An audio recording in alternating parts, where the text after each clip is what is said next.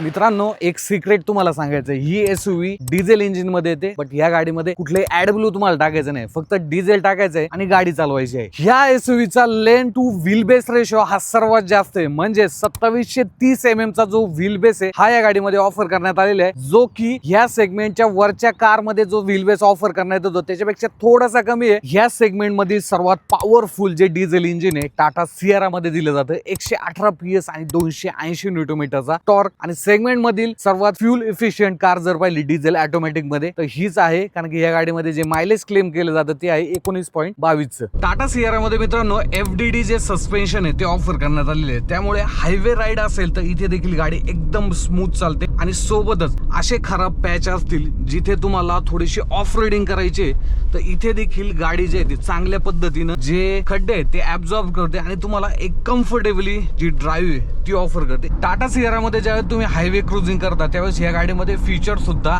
Advance आहे, जसं की इथे मॅप चालू आहे तो आपल्याला इथे स्क्रीन वरती सुद्धा पाहायला मिळतो. या गाडीमध्ये ADAS लेवल 2+ फीचर देण्यात आलेले आहेत. आणि सिंगल लेन वरती ज्यावेळेस तुम्ही गाडी चालवता ना तर अशा वेळेस तुम्हाला ओव्हरटेकिंग करायचंय तर तिथे तुम्हाला 4 साइट मॉनिटर व्ह्यू आहे हा सुद्धा चांगल्या पद्धतीने या गाडीमध्ये देण्यात आलेले आहे. सो ज्यावेळेस तुम्हाला ओव्हरटेकिंग करायचंय तर तुम्ही चांगल्या पद्धतीने त्याचं जजमेंट जे आहे ते घेऊ शकता. तर मित्रांनो, ही आहे टाटा सियारा. या गाडीबद्दल तुमचे काही प्रश्न असतील तर मला कमेंट बॉक्समध्ये विचारा, आणि ही गाडी तुम्हाला एक्सप्लोर करायची असेल तर जवळच्या टाटा मोटरच्या शोरूम मध्ये तुम्ही नक्की व्हिजिट देऊ शकता.